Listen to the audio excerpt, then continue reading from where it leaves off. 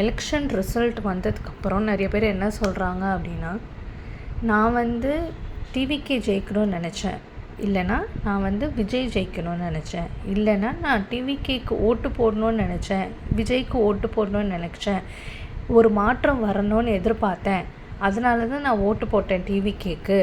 ஆனால் கொளத்தூரில் வந்துட்டு நான் ஸ்டாலின் வந்து தோற்கிறத பார்த்து எனக்கு ரொம்ப வருத்தமாக இருக்குது அப்படின்னு சொல்லி நிறைய பேர் போஸ்ட் போடுறாங்க.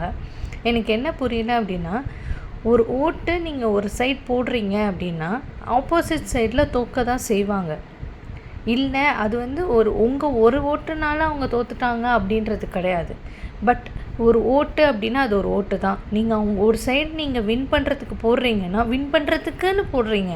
அப்போனா ஆப்போசிட்டில் இருக்கிறவங்க தோற்க தான் செய்வாங்க. அதை வந்துட்டு நீங்கள் அவர் கொளத்தூரில் தோற்றது வந்து எனக்கு ரொம்ப கஷ்டமாக இருக்குது அப்படின்னு போஸ்ட் போடுறது எந்த விதத்தில் சரின்னு எனக்கு தெரியலை.